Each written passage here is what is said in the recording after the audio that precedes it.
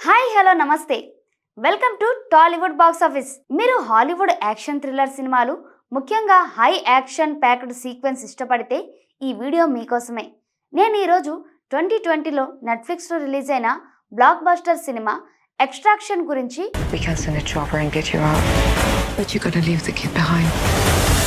పూర్తి ఎక్స్ప్లెనేషన్ ఇవ్వబోతున్నాను.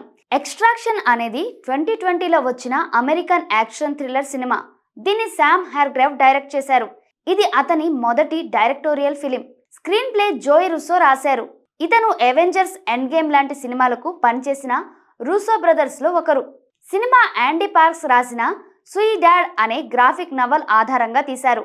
ఈ సినిమాలో క్రిస్ హెమ్స్వర్త్ లీడ్ రోల్లో టైలర్ రేకీగా నటించాడు. ఇతను ఒక బ్లాక్ ఆప్స్ మెర్సనరీ.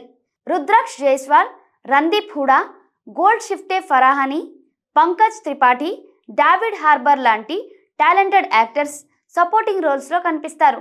సినిమా బ్యాక్డ్రాప్ బంగ్లాదేశ్లోని ఢాకా సిటీ. ఇక్కడ ఒక డ్రగ్ లార్డ్ కొడుకును కిడ్నాప్ నుండి రెస్క్యూ చేయడం కథ. సినిమా ఏప్రిల్ 24, 2020న నెట్ఫ్లిక్స్లో రిలీజ్ అయింది మరియు రిలీజ్ అయిన 4 వారాల్లో 99 మిలియన్ వ్యూస్తో నెట్ఫ్లిక్స్ హిస్టరీలో మోస్ట్ వాచ్డ్ ఒరిజినల్ ఫిల్మ్గా రికార్డ్ సెట్ అయింది. దీని యాక్షన్ సీక్వెన్స్, ముఖ్యంగా 12 నిమిషాల సింగిల్ షార్ట్ సీన్ సినిమా లవర్స్ని బాగా ఆకట్టుకుంది. కానీ స్టోరీ, క్యారెక్టర్ డెవలప్మెంట్ విషయంలో కొంతమంది నెగటివ్ రివ్యూస్ ఇచ్చారు. అయినా యాక్షన్ ఫ్యాన్స్కి ఇది ఫుల్ ఎంటర్టైన్మెంట్. సినిమా స్టోరీ బేసిక్గా ఒక రెస్క్యూ మిషన్ చుట్టూ తిరుగుతుంది. టైలర్ రేకీ ఒక Australian SASR special air service regiment మాజీ సైనికుడు. ఇప్పుడు బ్లాక్ మార్కెట్ మెర్సనరీగా పనిచేస్తున్నాడు. అతని జీవితం ఒక ట్రాజడీతో నిండి ఉంది. అతని కొడుకు లింఫోమా వ్యాధితో చనిపోయాడు.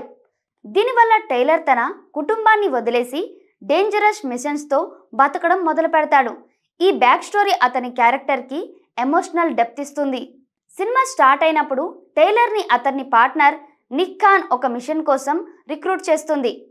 Indian drug lord Ovi Mahajan senior కొడుకు ఓవి మహాజన్ జూనియర్ని బంగ్లాదేశ్లోని ఢాకాలో కిడ్నాప్ చేశారు.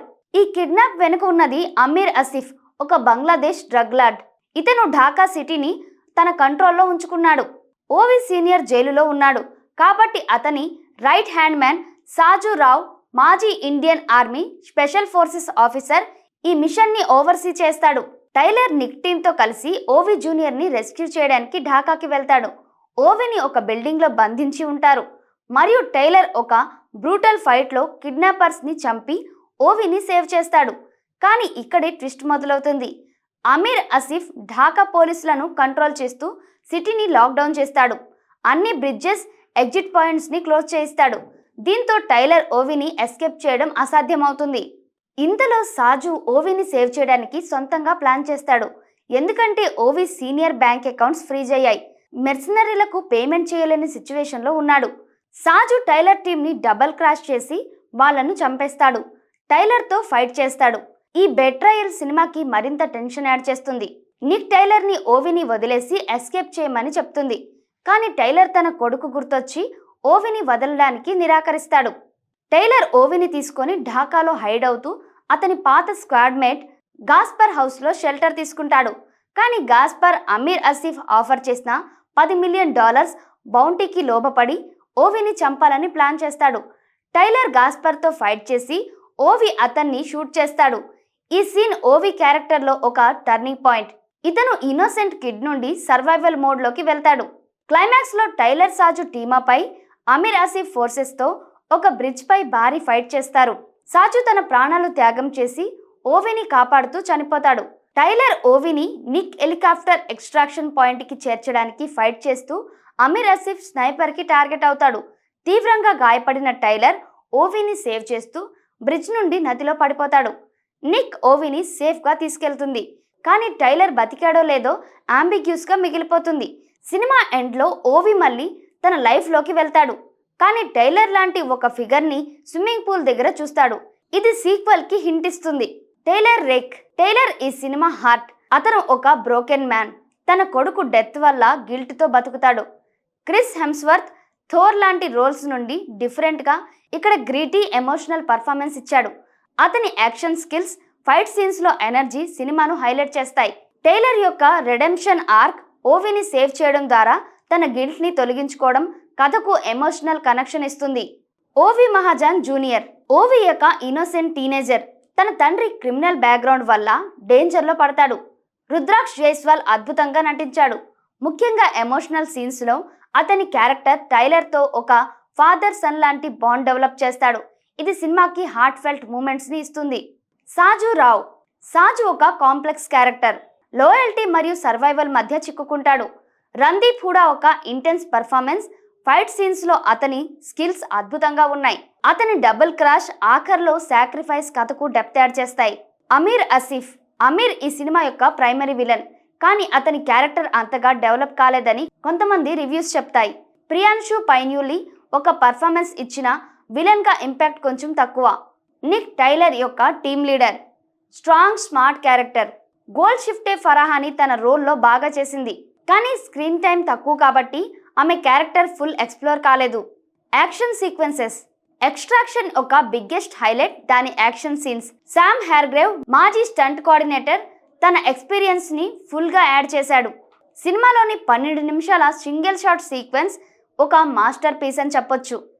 ఈ సీన్లో టైలర్ ఓవిని రెస్క్యూ చేసిన తర్వాత ఢాకా స్ట్రీట్లో chase, car crashes, gun fights, close combat అన్నీ కనిపిస్తాయి.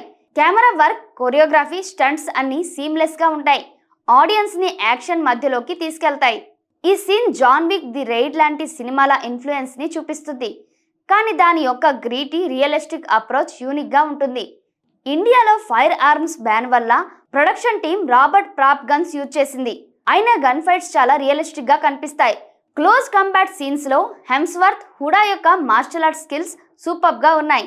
క్లైమాక్స్ బ్రిడ్జ్ ఫైట్ కూడా ఇంటెన్స్. ఇక్కడ టైలర్ సాజు ఒక ఆర్మీతో ఫైట్ చేస్తారు.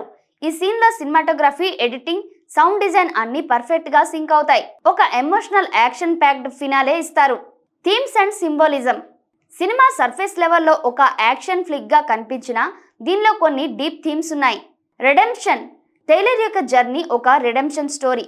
తన కొడుకును సేవ్ చేయలేని గిల్ట్తో బతికే టైలర్ ఓవిని సేవ్ చేయడం ద్వారా తనను తాను redeem చేసుకోవాలనుకుంటాడు.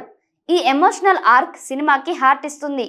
Father son bond tailor ఓవి మధ్య డెవలప్ అయ్యే బాండ్ ఒక సరోగేట్ ఫాదర్ సన్ రిలేషన్షిప్.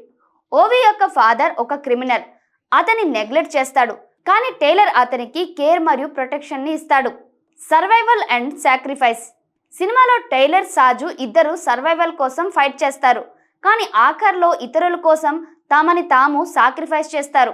ఈ థీమ్ సినిమాకి ఎమోషనల్ వెయిట్ యాడ్ చేస్తాయి.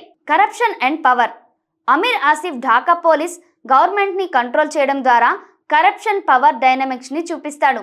ఈ బ్యాక్డ్రాప్ సినిమాకి రియలిస్టిక్ టచ్ ఇస్తుంది. Cinematography Newton Thomas Sigel cinematography Dhaka సిటీని ఒక క్లాస్ట్రోఫోబిక్, డేంజరస్ ప్లేస్గా చూపిస్తుంది.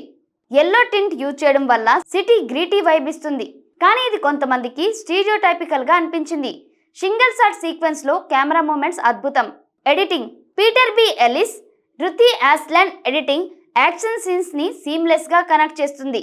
సింగిల్ షాట్ సీన్స్లో షార్ట్ స్టిచ్చింగ్ చాలా స్మూత్గా ఉంది. Sound design gun shots, explosions, close combat sounds రియలిస్టిక్గా ఉన్నాయి.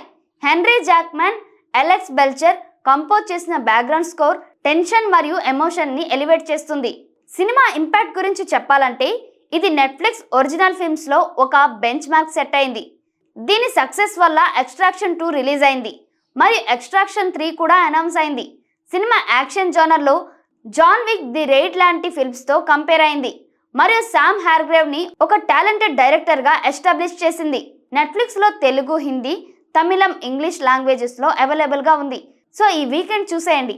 యాక్షన్స్ లవర్స్కి ఇది మస్ట్ వాచ్, కానీ డీప్ స్టోరీ ఎక్స్పెక్ట్ చేసిన వాళ్ళకి కొంచెం డిసప్పాయింట్మెంట్ కావచ్చు. మీరు ఎక్స్ట్రాక్షన్ చూసారా? మీకు ఎలా అనిపించింది? కామెంట్స్లో తప్పక చెప్పండి. ఇలాంటి మూవీ ఎక్స్ప్లెనేషన్ కోసం మా ఛానల్ని సబ్స్క్రైబ్ చేయడం మర్చిపోకండి.